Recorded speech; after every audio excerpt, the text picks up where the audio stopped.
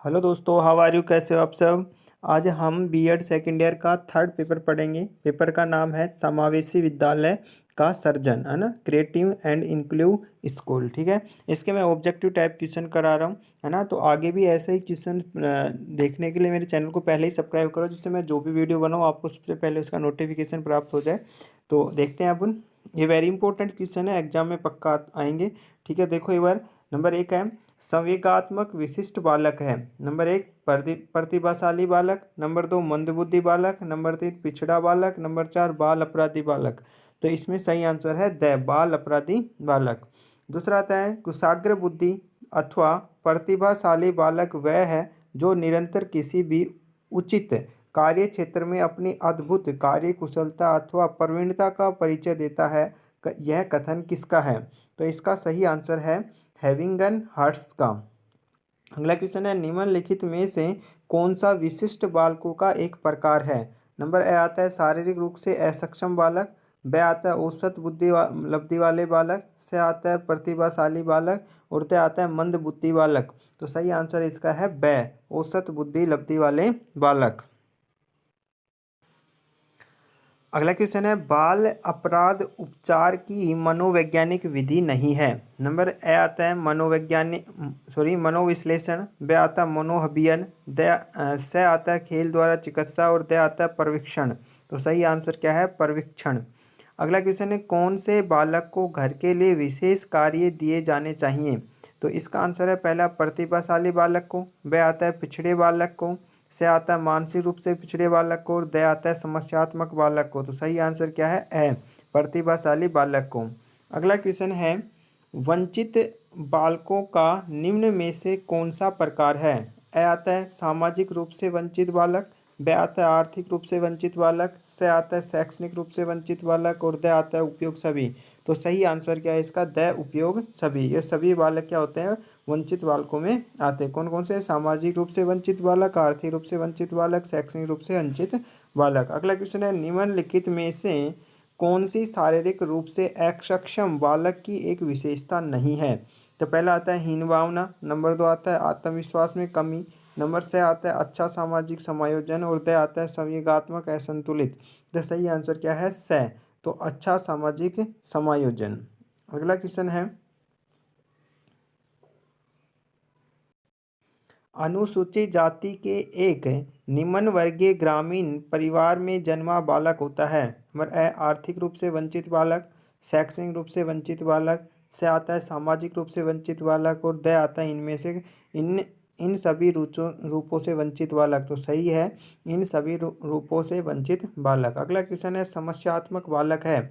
ए झूठ बोलने वाले बालक, ब माता पिता का कहना न मानने वाले बालक, से आता है चोरी करने वाला बालक, और द आता है उपयोग सभी। तो सही आंसर क्या है? उपयोग सभी। प्रतिभाशाली बालक की विशेषता है ए झूठ बोलने वाला, ब आता है मंद बुद्धि बालकों में रुचि, से आता है दैनिक कार्य की समरूपता, और द आता है सामान्य अध्ययन में रुचि। तो सही आंसर क्या है? सामान्य अध्ययन में रुचि। टर्मन के अनुसार विशिष्ट बालक की विशेषता है। नंबर 1 उत्तम शरीर विकास, ब आता है शैक्षणिक विकास, द आता है बौद्धिक विकास, और द आता है उपयोग सभी। तो सही आंसर क्या है? उपयोग सभी। मतलब उत्तम शारीरिक विकास भी, शैक्षणिक विकास भी, बौद्धिक विकास भी। ठीक है, आगे देखो। विशिष्ट बालक है। नंबर आता है प्रतिभाशाली बालक, ब आता है पिछड़ा बालक, से आता है साधारण बालक, और द आता है ए और ब दोनों। तो सही आंसर है ए और ब दोनों, प्रतिभाशाली बालक भी और पिछड़ा बालक भी। अगला क्वेश्चन है विशिष्ट बालक की बुद्धि लब्धि में आते हैं। विशिष्ट बालक की बुद्धि लब्धि में आते हैं। नंबर आता है 70 से 75, ब आता है 70 से 85, से आता है 90 से 110, इनमें से कोई नहीं। तो से आंसर क्या है? 90 से 110 के बीच में क्या आते हैं? ये विशिष्ट बालक आते हैं। ठीक है, प्रतिभाशाली बालकों का लक्षण है। अगला क्वेश्चन क्या है? प्रतिभाशाली बालकों के लक्षण है। नंबर ए आता है इनका ध्यान विस्तार समिति होता है। इन ब आता है यह बालक सामान्य बालकों की अपेक्षा लंबे, थोड़े भारी और स्वस्थ होते हैं। यह सैद्धांतिक विषयों से पूर्ण रूप से रुचि लेते हैं।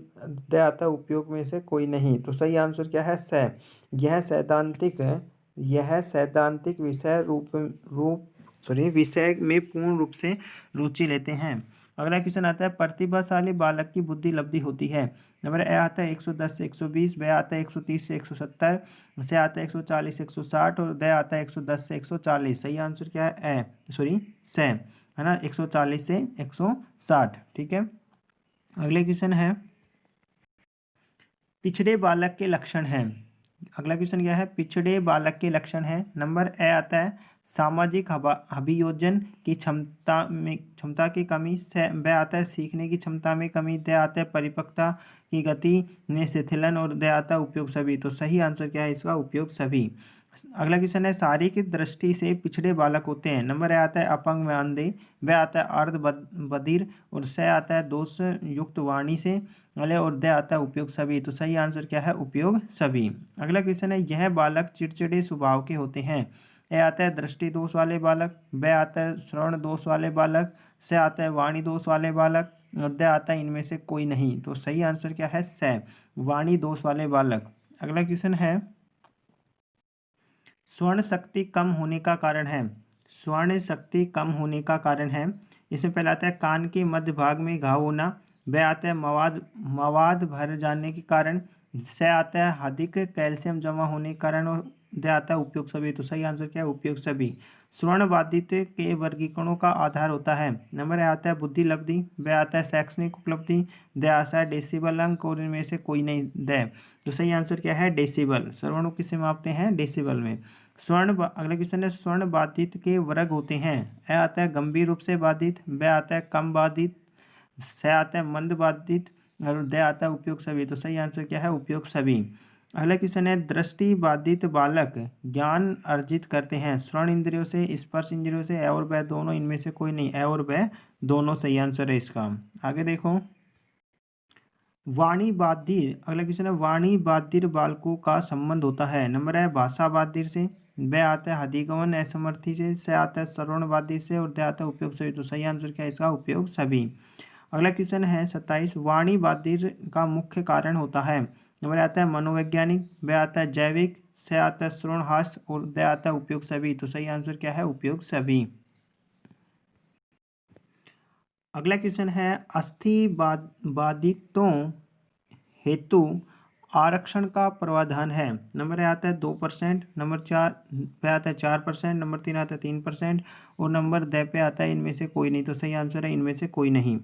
अगला आता है क्वेश्चन निर्देशन की प्रक्रिया होती है। नंबर आता है बाल केंद्रित, ब आता है उद्देश्य केंद्रित, से आता है समस्या केंद्रित और द आता है उपयोग सभी। तो सही आंसर क्या है? समस्या केंद्रित।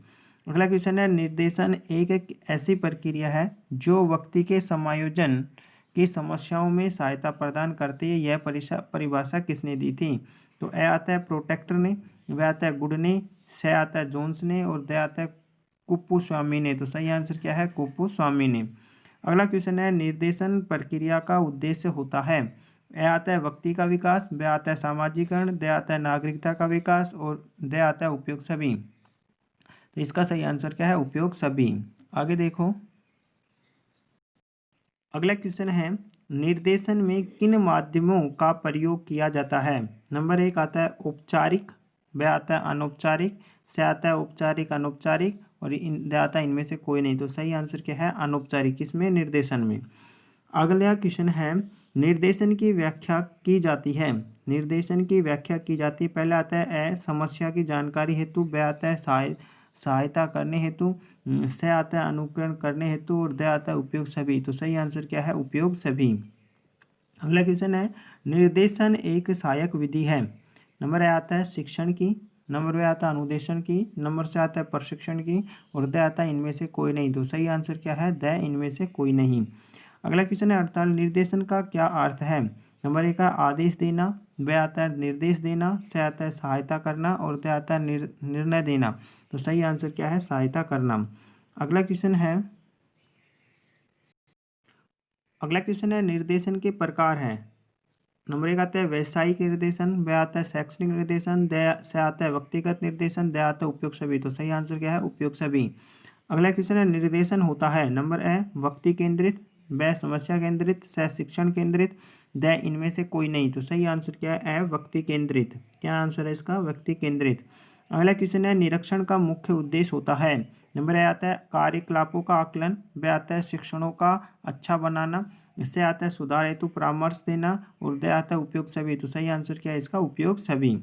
अगला है टोली शिक्षण प्रवृत्ति का विकास हुआ तो 1955 में, 1956 में, 1960 में, 1965 में। तो सही आंसर क्या है 1955 में।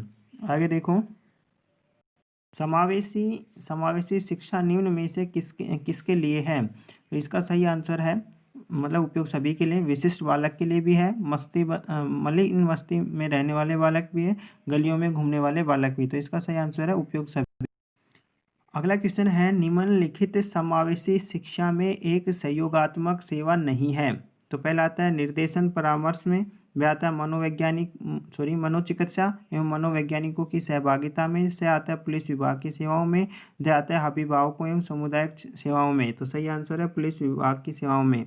अगला क्वेश्चन है समावेशी कक्षा कक्ष में पाठ्यचर्या के क्रियान्वयन में निम्नलिखित में से कौन सी शिक्षा की भूमिका में सम्मिलित है। तो इसका सही आंसर है विविधताओं की प्रकृति को समझना, वह आता है कक्षा कक्ष की गतिविधियों में भाग लेने के अवसर प्रदान करना, सह बालकों के आत्मविश्वास की भावना विकसित करना, और दे आता है उपयोग सभी।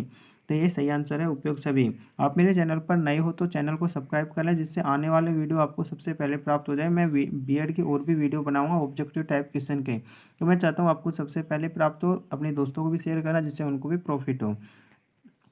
अगला क्वेश्चन है दल शिक्षण सर्वप्रथम विकसित हुआ। तो पहला आता है ए शिकागो विश्वविद्यालय में, बे आता है हार्वर्ड विश्वविद्यालय में, से आता है ऑक्सफोर्ड विश्वविद्यालय में, और दे आता है उपयोग में से कोई नहीं।